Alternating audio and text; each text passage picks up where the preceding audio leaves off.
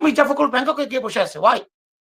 সারা জীবন Singapore গেল চিকিৎসা করতে, মাউন্ট এলিজাবেথ হসপিটালে। এইবার বললাম না, ১ সপ্তাহ আগে আব্দুল হামিদ চোর আব্দুল হামিদ বদমাইশ, সে আওয়ামী লীগের লেসপেন্সার গেল ব্যাংকক। উনি দেখলাম যে চোখের চিকিৎসায় ব্যাংকক চলে গেলেন। এখানে কি ব্যাংককে কোনো কিছু মিটিং হচ্ছে? আমরা বলতে চাই না ভাই এগুলা। আপনারা তো আমাদেরকে সন্দেহের ব্যবস্থা করে দেন। বাংলাদেশের সমাধান বাংলাদেশে হবে। কালকে একজন বলেছেন উনি বিদেশ থেকে সমাধান দেন। যে বলেছেন বিএনপির নেতা, আমি জানি না নাম, এই তো সারাদিন কথা বলে এরা। বলে দেন কেন? আমরা তো বিদেশে থাকি, আমার চেয়ারপারসন বিদেশে থাকে। বিদেশ থেকে ডিসিশন যদি দিতে তো চেয়ারপারসন, ভারপ্রাপ্ত চেয়ারপারসন কেউ ডিসিশন দেবে। ইউনূস যদি জাপানে যে একটা কথা ঘোষণা করে করতে পারে, কিন্তু আপনারা এমন কথা বলবেন না যেটা আপনাদের গায়ে পড়ে। কেন আমার নেতারা বারবার এত বড় বড় কথা বলে? বেগম খালেদা জিয়াকে ৭ বছর প্রাণান্তকর চেষ্টা করা হয়েছে। আন্দোলনের কথা বাদ দিলাম। উনার ফ্যামিলি থেকে পায়ে ধরে, হাতে ধরে চিঠি দিয়ে উনাকে বিদেশে চিকিৎসার জন্য, জীবন বাঁচানোর জন্য করতে পারিনি আমরা। কিন্তু ইতিমধ্যে শত বড় নেতা, মির্জা আব্বাসের মতো লেভেলের কোটিপতি, আমির খসরু মাহমুদ চৌধুরীর মতো, তারা তো শতবার ভাই চোখের চিকিৎসায়, পেটের চিকিৎসায়, মাথার চিকিৎসায় ওনারা ব্যাংকক, সিঙ্গাপুর, আমেরিকার, লন্ডন চলে যান। তাহলে এই যে বেগম খালেদা জিয়া যে আমার নেত্রী, আমার মা বন্দী হতে দেব না, বুলশিট। এই কথাগুলো বলবেন না কোনোদিন। বলেছিলেন, সরি বলেন জনগণকে যে ভাই আমরা বলেছিলাম পলিটিক্যাল রিটোরিক, এটা আমরা করতে পারতাম না, পারিনি, এখনো পারছি না। লজ্জা হয় না? আপনারা বলেন যে বেগম খালেদা জিয়া কেমনে মুক্ত হয়েছে আপনারা জানেন না? আপনারা জানেন না কাদের রক্তের বিনিময়? ভাই বি সাম, মানে একটু গ্রেটফুল থাকেন, কৃতজ্ঞ হন। কেন অকৃতজ্ঞ বারবার বলি ভাই, দুঃখ লাগে। এনসিপি করেছে, এই করেছে, ছোট দল, সেই ছোট ছাত্ররা, বাচ্চারা, মাসুম বাচ্চারা, আমাদের রিজভী বলেছেন এই মাসুম বাচ্চাদের রক্তের বিনিময়। কোথায় চলে গেল এখন মাসুম? এখন মাসুম কি জালিম হয়ে গেল 10 মাসের মধ্যে? বারবার আমরা শুনে থাকি, বলে থাকি যে প্রফেসর ইউনূসের সরকার আমাদেরই সরকার, আমরা তাকে সহযোগিতা করছি।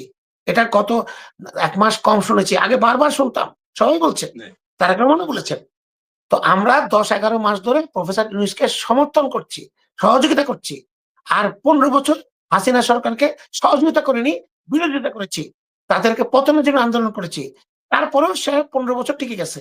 আজকে ১০ মাস ১১ মাসে আপনার বিভিন্ন পত্র-পত্রিকায় দেখছি ইউনূস সরকার বেসামাল, ইউনূস সরকার পতন হতে পারে যেকোনো সময়, খুব খারাপ অবস্থায় আছে। কারণ কি? আমরা সহযোগিতা করছি এইজন্য। যেই সহযোগিতা করলে ইউনূস সরকার পতন হয়, এই সহযোগিতার দরকার নেই তো। করেন না সহযোগিতা। মুখে সহযোগিতা, আর তলে দিয়ে আপনার ঢাকা সিটি অবরোধ করবেন। আরেকটা ইম্পোর্টেন্ট কথা বলি ভাই, এই যে ইশরাক আজকে আন্দোলন করছে, ইশরাক কি জানে যে ওর আন্দোলনটা হওয়া উচিত ছিল ঢাকা সিটি কর্পোরেশন একটা করার জন্য? শেখ হাসিনা তার বাবা সাদেক হোসেন খোকা, যে ইশরাকের বাবা, তাকে এখান থেকে বের করার জন্য সে সিটি কর্পোরেশন ২ ভাগ করেছে।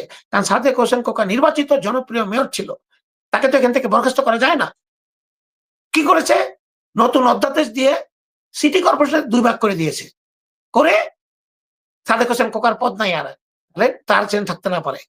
পৃথিবীর কোন দেশ আছে আমাকে সবাই দর্শকবৃন্দ বলে যাবেন? আমি মন্ট্রিয়ালে থাকি, নিউ ইয়র্ক আছে, লন্ডন আছে, টোকিও আছে, কোন জায়গায় শুনছেন ২ টা মেয়র? লন্ডন পৃথিবীর ২০ সবচেয়ে বড় সিটি, টোকিও ঢাকার চেয়েও বেশি জনসংখ্যা। আমার এখানে লোকজন, আমি যাকে বলি বিদেশীদেরকে হাসে ভাই, কয় এক সিটিতে ২ মেয়র কেন? কয় এটা অ্যাডমিনিস্ট্রেটিভ প্রবলেম। কয় বুলশিট, এখানে অন্য কোনো উদ্দেশ্য আছে। এটা কি ইশরাক জানে? ইশরাক তো এটা আন্দোলন করা উচিত। সিটি কর্পোরেশনের অধ্যাদেশ চেঞ্জ করে একটা ঢাকা সিটি করো, করে সেটা নির্বাচন দাও। এটা না করে সে মানে দক্ষিণ সিটি কর্পোরেশনে ঢুকবে ৭ দিনের জন্য। সে নাকি মেয়র ৭ দিনের জন্য হবে, এবং বিএনপির নেতাকর্মীরা এখানে যেয়ে সারাদিন বসে আছে। আমাদের নির্বাচন কোথায়? আমাদের সংস্কার কোথায়? জানি না। তাই সবাইকে অনুরোধ করব, সবাই এক কণ্ঠে বলেন যে আমরা ঢাকা সিটি কর্পোরেশন চাই, যেটা আগে জিয়াউর রহমান প্রতিষ্ঠা করেছেন, সেটা চাই।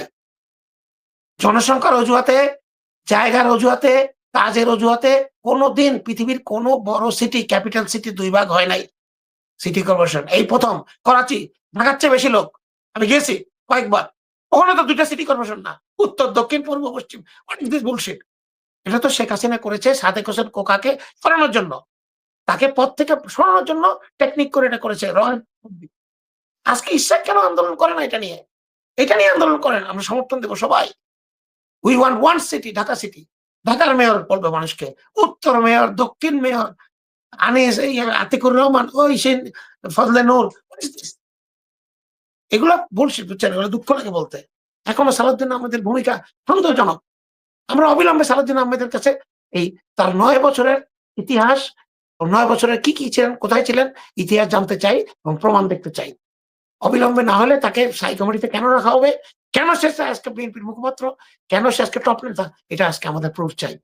তাহলে না বললে আমরা বিশ্বাস করতে বাধ্য হব ভারতের নির্দেশে, ভারতের কন্ডিশনে তাকে নেতা বানানো হয়েছে।